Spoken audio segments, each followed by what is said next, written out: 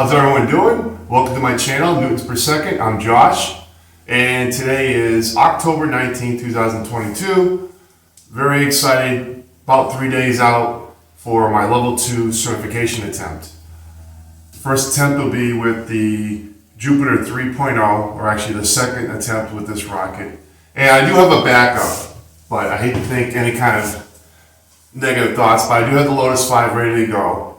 So the Jupiter 3 will be going on the Aerotech DMS motor, the 435 White Lightning.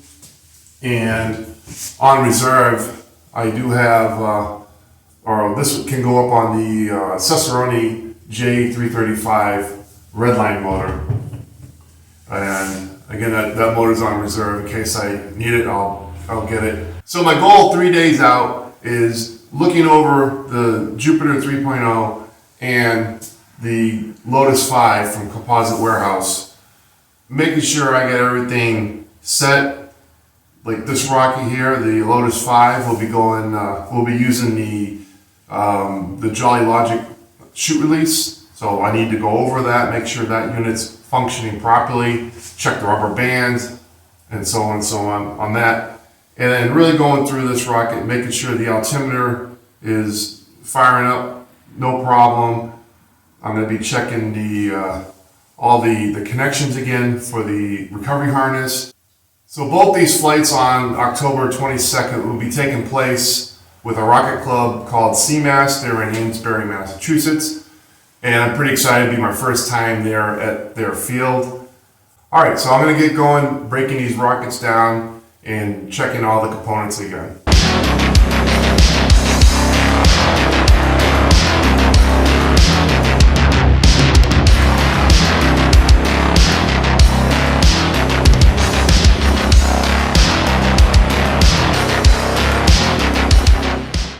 Alright, now that we're outside, we're going to get this thing apart. So what I'm going to do is I'm just going to lay it out in the yard and go over each component, looking over everything.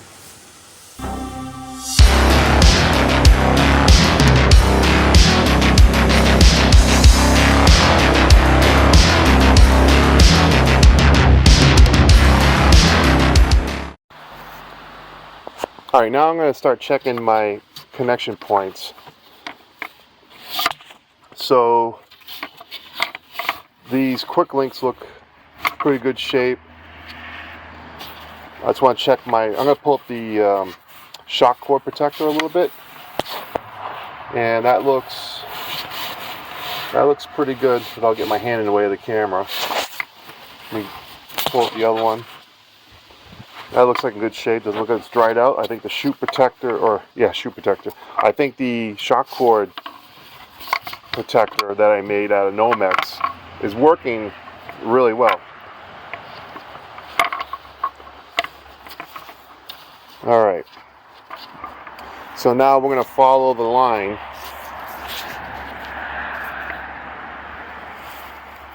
You know, you got your couple of black powder burns there, not too bad. Here's the first Nomex blanket. And again, I made this out of spare sheets of Nomex that I had, as you can see. That looks good. That looks in great shape. So this is the one that takes the initial hit. Now we're going to follow the line. And I'm looking for stretch marks in the kind of like the weave. Looking for burn marks I might have missed. I got something right here. That's just where I sewed probably an old loop. Okay, and we're just going to keep following this. This all looks really good to me.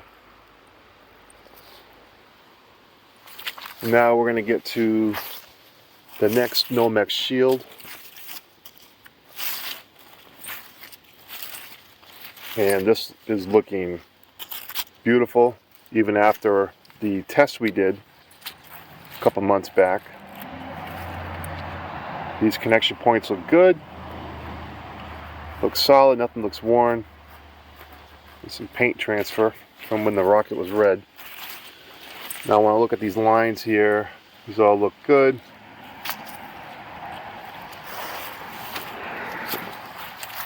Inspect the line leaving the shoe protector.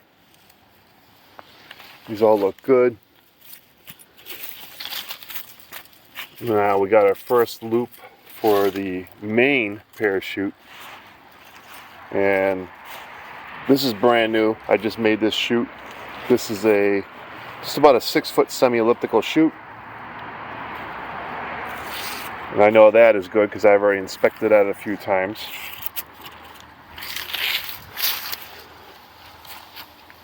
The only thing I will do with my chute is probably practice folding it a few more times, but there'll be no chute release on this. I apologize, guys, the street's noisy today.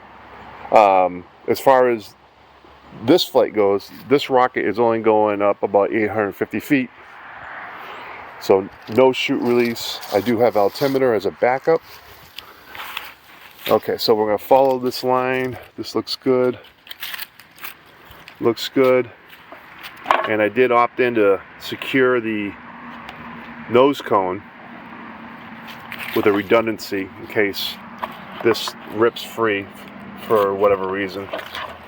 I've already had 2 do that, so I'm not taking any chances. And this is a connection point for my kind of like my drogue chute to pull out the main in case something gets snagged up. And there we go. When it's fully extended, I think it's almost 40 feet of line, something like that, 30 something feet. Alright guys, I am pretty happy the way the recovery system looks. Oh, and I wanted to point out too, I do have 2 attachment points here because maybe it's over engineering, I don't know, but I wanted to make sure that there is no way that this will ever rip, free or anything. I just wanted to back up. And now we'll check the altimeter. Alright, so now we're checking the altimeter bay, and this will be the line that goes to the igniter wires, and we'll test this out. Pop the lid out. You can see my little mini altimeter bay, and there's the hole for it to breathe. And this is adding an altimeter for a backup. You can see the well right there. I'm not going to use the terminal blocks. I left them on there because that was part of the old rocket before it crashed. So I'm just going to slide this altimeter out.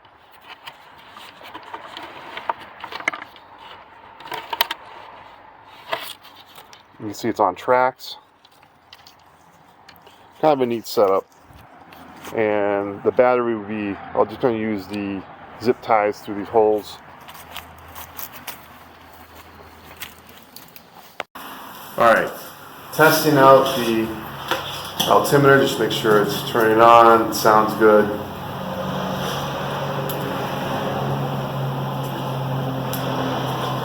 Alright, battery secure.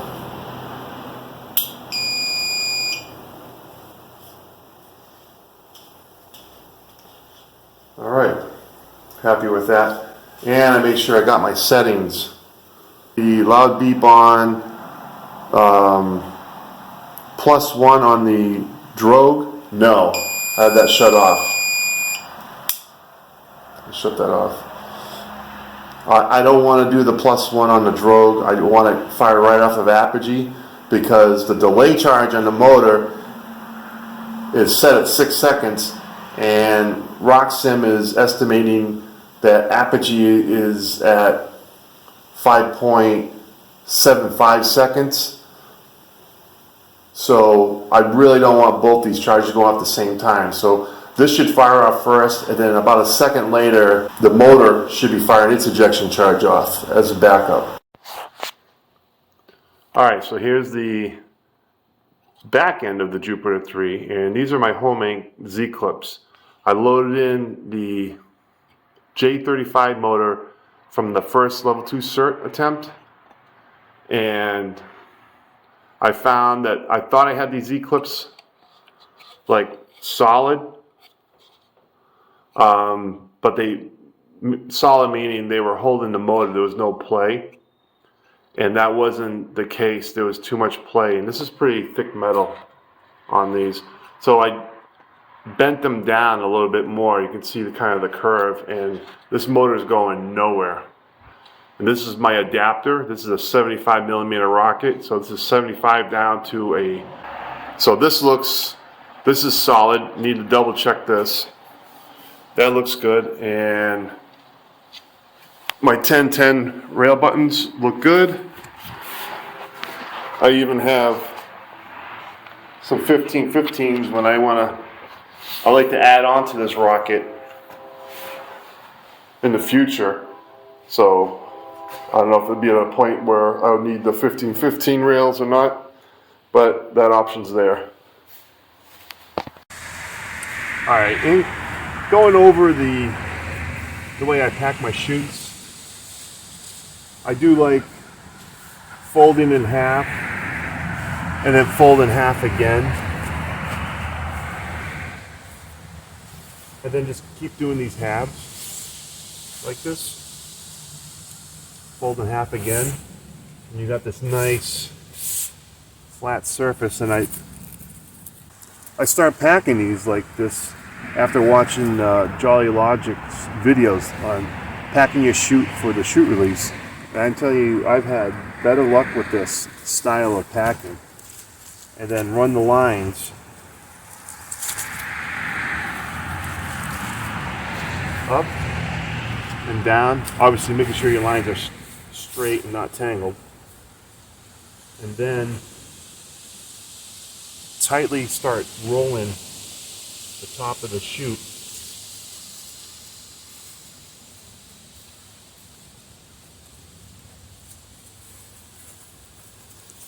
Getting all the air out.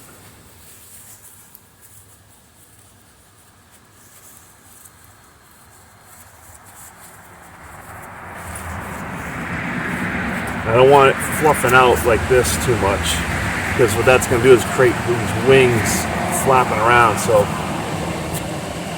just fold them in so these edges look pretty solid. Okay, so then when you have it like this, you can, like if you're going to use chute release, you can just tie the tether here and then wrap the chute release around, and yeah, here's a leaf. And then that's a pretty solid chute. I'm not using chute release, so what I do is I pack it in, I just wrap it in my chute protector.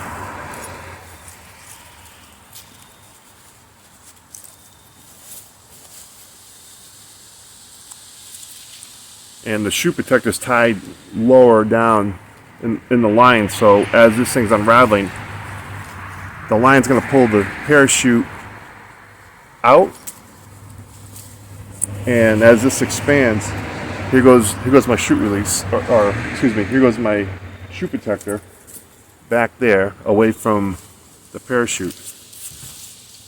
And the way this is packaged up, when this thing comes out, you can see it, and it opens up nice. So I've had way better luck doing it this way.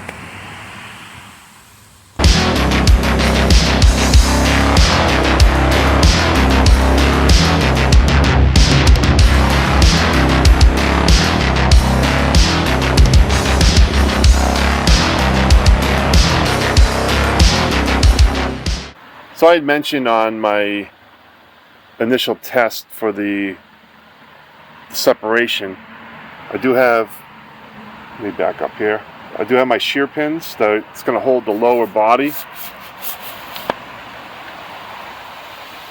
and I have my upper shear pins right here. There's 3 of them. That's holding the nose cone to the electronics bay. And I don't want these to separate. This is going to be a single deploy, and where the altimeter would breathe and sample air, I have aluminum tape, which is pretty tough stuff, and that's blocking the holes right here. So I got a couple layers of that. So this is set up for single deploy, but I will have the shear pins on here because fiberglass is so slick that this will probably separate on the way up. So I want to make sure that doesn't happen. I'm just gonna, everything's new on this rocket, so I'm not too worried, but I'm still gonna pull this apart and take a look at it, make sure everything's good for Saturday. I don't need any surprises. Alright, I'm going to do the same thing with the Lotus 5. I'm just going to unpack it and run the line down the yard so it's easier for me to give a visual inspection without it being in a ball.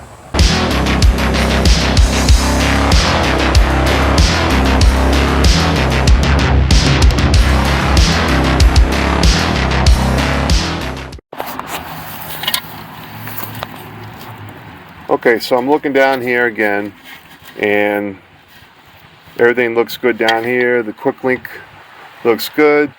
My fillets look good down there on the center ring. Pretty happy with all, actually the whole thing is coated, the whole center ring. And now we're going to follow the line up, you know, like my stitching here when I made my loops. Look good. Here's the first Nomex shield to take the initial hit. Now this is a flag right here for me. So when I did my test, this took a really hard hit here. And look at that. So I think what I'm going to do is sew in another patch. Like you see this square here, I'm going to sew another couple squares on there of Nomex, some scraps I got. I'd rather not have this burn through and compromise anything. That was a hot wad that was in the well, and it just like shot like a cannon right there and just stuck and kept eating away at the Nomex material. And this is thin Nomex. It does its job, but you know, like something like that where it's sitting there and just smoking and burning, it did work its way through one layer of it. And these loops look good. So let's follow the line down.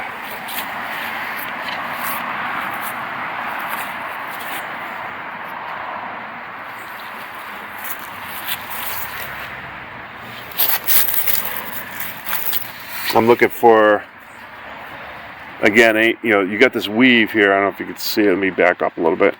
So this weave here, I want to make sure it doesn't look stretched out or stressed. My loops look good. Good stitching. I make all my own, I sew my own stuff, so I want to make sure it's all good. And I want to use both lines. This was set up for dual deployment, so there's like 15-ish feet for each stage, and I think I want to hook them together. So I got a nice, good size quick link, and I'm going to use both links. So now that brings us up to, this looks good. Good stitching. Here's another 30-inch Nomex shield, and this thing is in pristine shape even after the ejection charge test.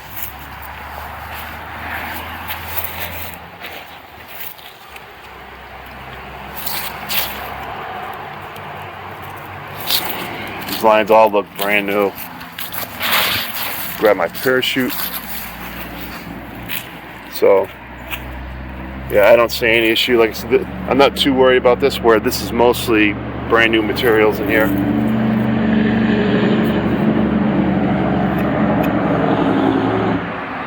And if you can see way down there, I've got the recovery line with a shock cord tied to a solid one-piece eye bolt.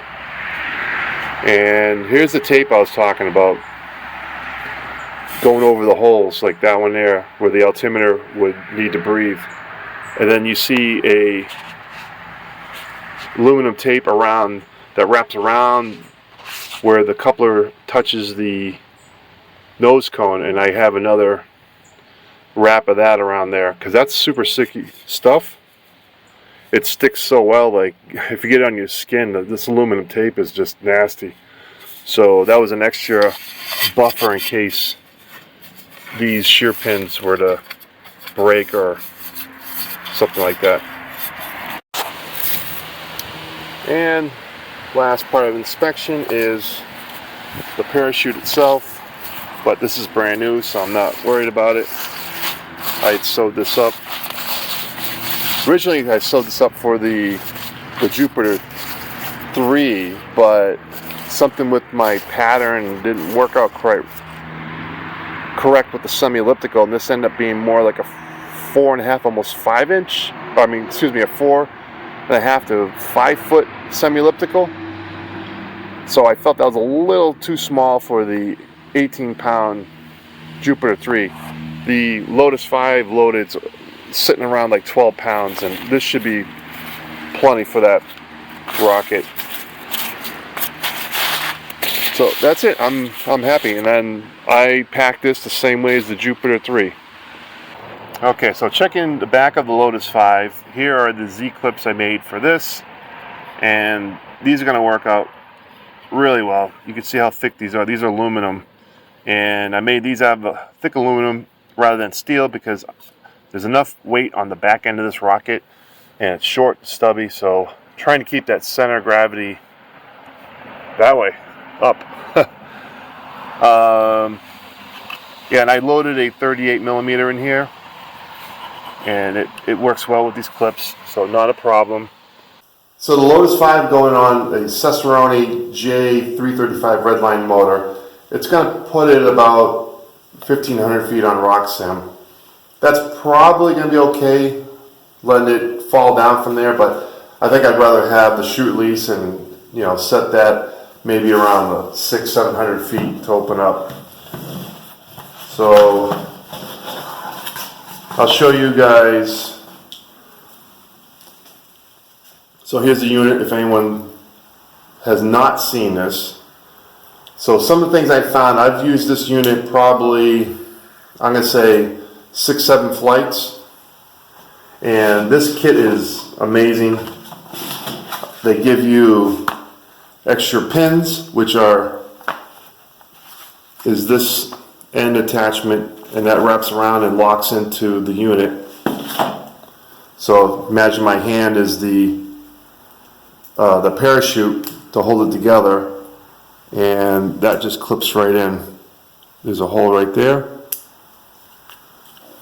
and you can test that. And this is what I want to do. This is a test to make sure this unit is functioning properly. So you turn it on, and it samples the air, so know where it's at altitude wise. Here's your batteries. I'm 1 bar short, so I need to charge this before Saturday, and you could set different altitudes for this to release, letting your parachute open up. And this is your tether, so you can tie it to your chute line or your bridle, so when this thing opens up, it doesn't float off and, you know, you lose it. So this goes all the way up to like 1,000 feet. But the test is, you go down here, you click down to open, 100 feet, open. Now there's a test. When that drops down back to open, boom. And then it shuts off right away, saving you battery power for another flight. I'm pretty happy with that. Now what I found was, what you guys didn't see, I did go through this, and it comes with a little USB cable. You got your guides and troubleshooting. You know, if you have any problems, and I don't know, it's a really great product. If you pull up the cardboard support here, they do have large rubber bands. So in here you have your tether, again your pins, and these are like smaller bands. But you pop this open, and you have these large bands on here. So this is the band I had on there, and you can see the color difference. And the pin, although the pin looks okay, so this being a level 2 cert flight, I want to make sure all the equipment is new and working to the best of its ability. So this band is already looking it is kind of looking worn. So I changed it with a new one. And then I looked at the tether.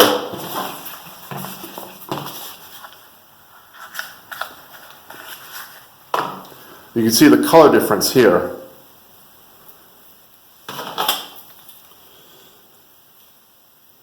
So you can see how this is faded and looks worn. And they give you one replacement, and then you have to buy another kit with more bands and tethers and pins.